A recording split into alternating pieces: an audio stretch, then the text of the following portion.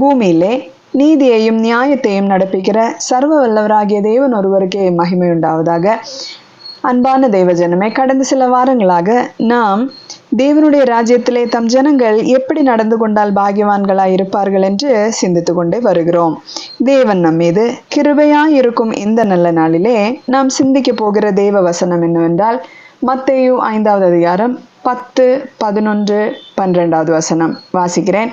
நீதி நிமித்தம் துன்பப்படுகிறவர்கள் பாக்கியவான்கள், பரலோக ராஜ்யம் அவர்களுடையது. என் நிமித்தம் உங்களை நிந்தித்து துன்பப்படுத்தி பலவித தீமையான மொழிகளையும் உங்கள் பேரில் பொய்யாய் சொல்வார்களானால் பாக்கியவான்களாய் இருப்பீர்கள். சந்தோஷப்பட்டு களி கூறுங்கள், பரலோகத்தில் உங்கள் பலன் மிகுதியாயிருக்கும். உங்களுக்கு முன் இருந்த தீர்க்கதரிசிகளையும் அப்படியே துன்பப்படுத்தினார்களே. ஆம் ஜனங்களே, நாம் தேவனுடைய ராஜ்யத்துக்குள்ளே அவருடைய பிள்ளைகளாய் இருக்கிறோம். நமக்கு என்ன உண்டு என்று கர்த்தர் சொல்லுகிறார்? நீதியின் நிமித்தம், அதாவது அவருடைய வார்த்தை நிமித்தம். அவருடைய வார்த்தைகள், கட்டளைகள் எல்லாமே நீதியாக இருக்கிறது. அவரை விசுவாசித்து நாம் நடந்து கொண்டு போனோமானாலும் அதுவும் நமக்கு நீதியாக எண்ணப்படுகிறது. இந்த நீதியின் நிமித்தம், அவரை விசுவாசிக்கிறது நிமித்தம், அவரை விசுவாசித்து அவருடைய வார்த்தைகளை பிறனுக்கு எடுத்து சொல்லுகிறது நிமித்தம், அல்லது அந்த வார்த்தையின்படி நாம் நடக்கிறது நிமித்தம் துன்பப்படுகிறோம். கர்த்தர் என்ன சொல்லுகிறார்? என் நிமித்தம் உங்களை நிந்தித்து, பாருங்கள், அவர் நிமித்தம் நம்மை நிந்திக்க கூடும், துன்பப்படுத்தி பலவித தீமையான மொழிகளையும் உங்கள் பேரில் பொய்யாய் சொல்வார்களானால், ஆம், பலவிதமான காரியங்களும் நம்மை குறித்து பொய்யாய் சொல்ல முடியும். சொல்லி நம்மை சிறைச்சாலையில கூட போடக்கூடிய அளவுக்கு விஷயங்கள் வரும். இனியுள்ள காலம் கடைசி காலமாய் இருக்கிறது. இந்த இடத்திலையும் தேவனை மகிமைப்படுத்தி தவறாமல் தைரியமாய் தேவனுடைய வார்த்தைகளை பிறனுக்கு சொல்ல வேண்டியது அவசியமாய் இருக்கிறது. ஏனென்றால் பரலோக ராஜ்யம் நமக்கு கிடைக்கவில்லை என்றால், நித்திய வாழ்வு நமக்கு இல்லை என்றால் அது ஆபத்தான ஒரு விஷயமாய் இருக்கிறது. நித்திய வாழ்வு இல்லை என்றால் நித்திய மரணம், பரலோகம் இல்லை என்றால் அது நரகமாயிருக்கும். அந்த நிலைமை மிகவும் மோசமாக இருக்கும். இந்த உலகத்திலே நாம் பாட அனுபவிக்கிறது போல அது அல்ல.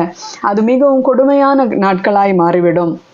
அப்படிப்பட்ட துன்பங்களுக்கு நேராக நாம் போக வேண்டியது இல்லை என்று எச்சரிப்பாய் சொல்லி நாம் செய்ய வேண்டிய காரியத்தை கவனமாய் செய்ய வேண்டும் என்று சொல்லுகிறேன். இந்த இடத்துல நாம் பார்க்கும் பொழுது, பழைய ஏற்பாடின் நாட்களிலே எகிப்து தேசத்திலிருந்து அந்த ஜனங்களை அடிமைத்தனத்திலிருந்து மோசே நடத்தி கொண்டு வந்தார். இந்த நடத்தி கொண்டு வரும் பொழுது அநேக முறை இந்த ஜனங்கள் அவரை பார்த்து முறுமுறுக்கிறதும் புறங்கூறுவதும் அவரை வார்த்தைகளினால் துன்பப்படுத்துவதும் நாம் பார்க்கிறோம். இது நிமித்தமாக தான் மோசே அந்த கானானுக்குள் பிரவேசிக்க முடியாமல் போயிற்று. வாசிக்கிறேன். என்னாகமம் 20வது அதிகாரம் 2வது வசனம். ஜனங்களுக்கு தண்ணீர் இல்லாதிருந்தது. அப்பொழுது அவர்கள் மோசேக்கும் ஆரோனுக்கும் விரோதமாக கூட்டம் கூடினார்கள். ஜனங்கள் மோசேயோட வாக்குவாதம் பண்ணி, எங்கள் சகோதரர் கர்த்தருடைய சந்நிதியில் மாண்ட போது நாங்களும் மாண்டு போயிருந்தால் நலமாயிருக்கும். பாருங்கள், கர்த்தர் ஒரு வாக்குத்தத்தத்தை கொடுத்திருக்கிறார். கானானுக்குள்ள நீங்க பிரவேசிப்பீர்கள் என்று சொல்லியிருக்கிறார். ஆனா இங்கே ஜனங்களுடைய வார்த்தை எப்படி இருக்கிறது? அதுல விசுவாசம் இல்லாதவர்களாக, நாங்க இங்க மாண்டு போனால் நலமா இருந்திருக்கும் என்று சொல்லுகிறார்கள். 4வது வசனத்திலே, நாங்களும் எங்கள் மிருகங்களும் இங்கே சாகும்படி நீங்கள் கர்த்தரின் சபையை இந்த வனாந்தரத்திலே கொண்டு வந்தது என்ன? விதைப்பும் அத்திமரமும் திராட்சை செடியும் மாதளஞ்செடியும் குடிக்க தண்ணீரும் இல்லாத இந்த கெட்ட இடத்தில் எங்களை கொண்டு வரும்படி நீங்கள் எங்களை எகிப்திலிருந்து புறப்பட பண்ணினது என்ன என்றார்கள். பாருங்கள், அவ்வளவு முறுமுறுப்பாக இருக்கிறது. விரோதமாக கூட்டம் கூடி வேண்டாத பேச்செல்லாம் பேசியிருக்கிறார்கள். அப்பொழுது மோசேயும் ஆரோனும் சபையாரை விட்டு ஆசரிப்பு கூடார வாசலில் போய் முகங்குப்புற விழுந்தார்கள். கர்த்தருடைய மகிமை அவர்களுக்கு காணப்பட்டது. கர்த்தர் மோசேயை நோக்கி, நீ கோலை எடுத்துக்கொண்டு நீயும் உன் சகோதரன் ஆரோனும் சபையாரை கூடி வர செய்து அவர்கள் கண்களுக்கு முன்னே கன்மலையை பார்த்து பேசுங்கள். அப்பொழுது அது தன்னிடத்தில் உள்ள தண்ணீரை கொடுக்கும். இப்படி நீ அவர்களுக்கு கன்மலையிலிருந்து தண்ணீர் புறப்பட பண்ணி சபையாருக்கும் அவர்கள் மிருகங்களுக்கும் குடிக்க கொடுப்பாய் என்றார். அப்பொழுது மோசே தனக்கு கர்த்தர் கட்டளையிட்டபடியே கர்த்தருடைய சந்நிதியிலிருந்து கோலை எடுத்தான். மோசேயும் ஆரோனும் சபையாரை கன்மலைக்கு முன்பாக கூடி வர செய்தார்கள். அப்பொழுது மோசே அவர்களை நோக்கி, கலகக்காரரே, கேளுங்கள். உங்களுக்கு இந்த கன்மலையிலிருந்து நாங்கள் தண்ணீர் புறப்பட பண்ணுவோமோ என்று சொல்லி பாருங்கள். தேவன் சொன்னதுக்கு அப்புறமாக இவருக்கு கோபம் வந்து விட்டது. அதனாலே தன் கையை ஓங்கி கன்மலையை தன் கோலினால் 2 தரம் அடித்தான். உடனே தண்ணீர் ஏராளமாய் புறப்பட்டது. சபையார் குடித்தார்கள், அவர்கள் மிருகங்களும் குடித்தது. பின்பு கர்த்தர் மோசேயையும் ஆரோனையும் நோக்கி, இஸ்ரவேல் புத்திரரின் கண்களுக்கு முன்பாக என்னை பரிசுத்தம் பண்ணும்படி நீங்கள் என்னை விசுவாசியாமற் போனபடினால் இந்த சபையாருக்கு நான் கொடுத்த தேசத்துக்குள் நீங்கள் அவர்களை கொண்டு போவதில்லை என்றார். பாருங்கள், இஸ்ரவேல் ஜனங்களை வழிநடத்தி கொண்டு வந்த மோசேயும் ஆரோனும் இனிமே அந்த தேசத்துக்குள் கால் எடுத்து வைப்பதில்லை என்று கர்த்தர் இந்த இடத்துல சொல்லுகிறதை நாம் பார்க்கிறோம். அதாவது எத்தனையோ தரம் அவர் சாந்தமா இருந்திருக்கிறார். எத்தனையோ தரம் அவர் தேவன் என்ன சொன்னாரோ, கோல் எடுக்க சொன்னா கோல் எடுத்திருப்பார், கோலை கீழே போடு என்று சொன்னால் அதை செய்தார். எல்லா காரியத்தையும் அப்படியே செய்த மோசே இந்த ஒரே ஒரு இடத்துல ஒரு சில தவறு. அது எதனால?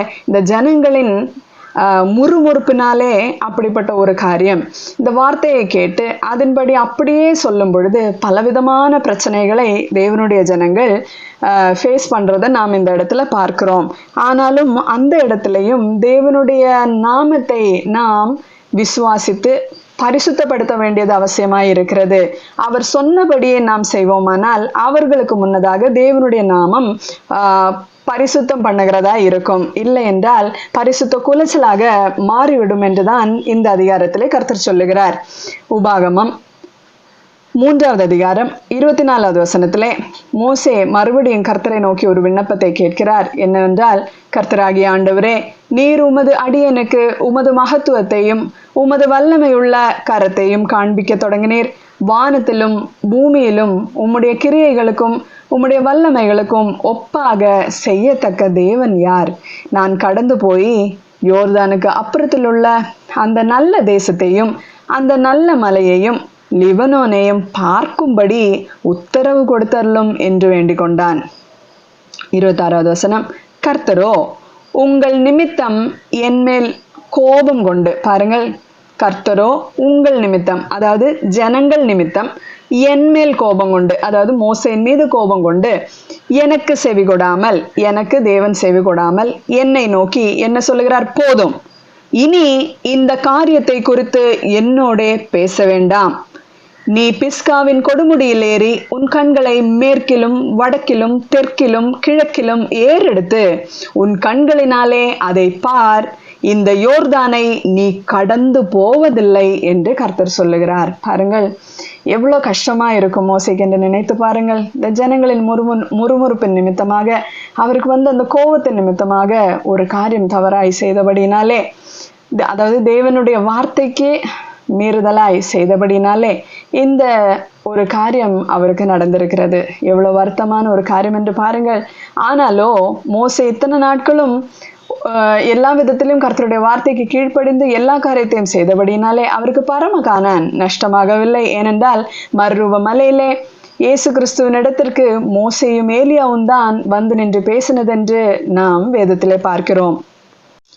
தேவனுடைய வார்த்தைகளுக்கு நின்றதுனாலேயே மோசேயை பலவிதமான வார்த்தைகளினால் துன்பப்படுத்துகிறதையும் அல்லது நிந்திக்கிறதையும் நாம் அந்த இடத்திலே பார்க்கலாம். அதே போலதான் புதிய ஏற்பாடின் காலகட்டத்திலே அங்கே எகிப்திலிருந்து, அந்த அடிமத்தனத்திலிருந்து கானானுக்குள் நடத்தி செல்லும் பொழுது இவ்வளவு சோதனையும் கஷ்டங்களும் துன்பங்களும் என்றால், இந்த நாட்களிலே சாத்தானின் கைகளிலிருந்து, அவனுடைய அடிமத்தனத்திலிருந்து ஜனங்களை மீட்டு, அதாவது அந்தகாரத்திலிருந்து மீட்டு வெளிச்சத்துக்கு கொண்டு வரத்தக்கதாக இந்த சுவிசேஷத்தை நமக்கு கர்த்தர் கொடுத்திருக்கிறார்.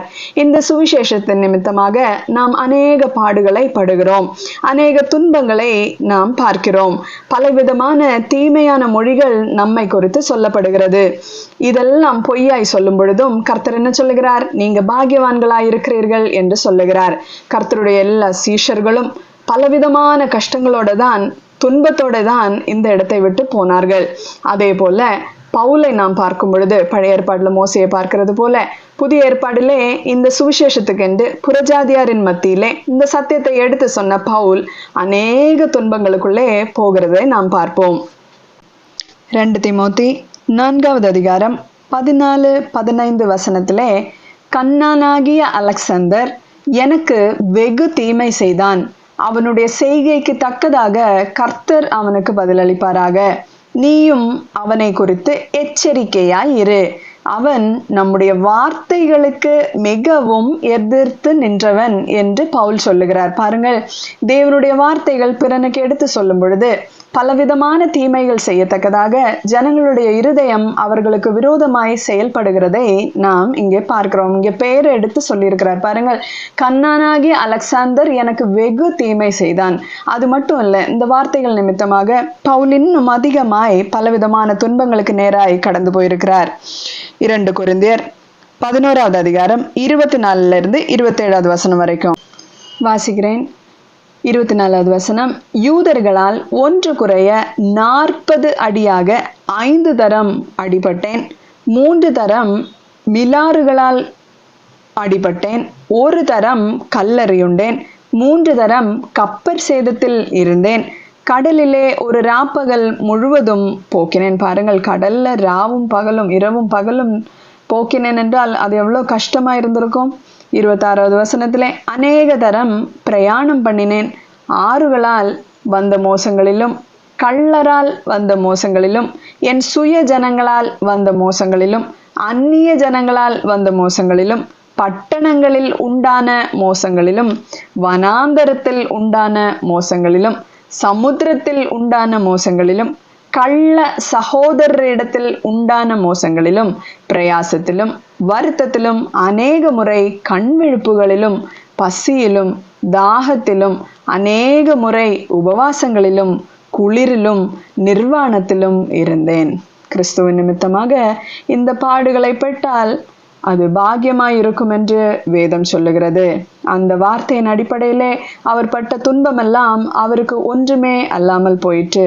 கிறிஸ்துவை குறித்து நினைக்கும் பொழுதெல்லாம் அந்த அன்புதான் அவர்களுக்கு முன்னிலைமையிலே இருந்திருக்கிறது. 28வது வசனத்திலே, இவை முதலானவைகளை அல்லாமல் எல்லா சபைகளை குறித்தும் உண்டாயிருக்கிற கவலை என்னை நாள்தோறும் நெருக்குகிறது. இந்த கவலை என்ன? ஜனங்கள் ரட்சிக்கப்பட மாட்டார்களா? ரட்சிப்புக்குள்ளே தங்கி இருக்க மாட்டார்களா? விசுவாசத்திலே நிலைத்திருக்க மாட்டார்களா? இந்த வசனத்தின்படியே அவர்கள் நல்ல ஓட்டத்தை ஓடி முடிப்பார்களா என்ற அந்த கவலை அவருக்கு மிகவும் அதிகமாய் இருந்திருக்கிறது. 2 தீமோத்தேயு 2வது அதிகாரம் 9வது வசனத்திலிருந்து வாசிக்கும் பொழுது, இந்த சுவிசேஷத்தின் நிமித்தம் நான் பாதகன் போல கட்டப்பட்டு துன்பத்தை அனுபவிக்கிறேன், தேவ வசனமோ கட்டப்பட்டிருக்கவில்லை. ஆகையால் தெரிந்து கொள்ளப்பட்டவர்கள் கிறிஸ்து இயேசுவினால் உண்டான ரட்சிப்பை நித்திய மகிமையோடே பெற்றுக்கொள்ளும்படி சகலத்தையும் அவர்கள் நிமித்தமாய் சகிக்கிறேன். இந்த எல்லா பாடுகளும் இந்த ஜனங்களுக்காக, அவர்கள் கிறிஸ்துவுக்குள்ளாக வர வேண்டும் என்ற வாஞ்சையினாலே நான் சகிக்கிறேன் என்று பவுல் சொல்லுகிறார். இந்த வார்த்தை உண்மையுள்ளது.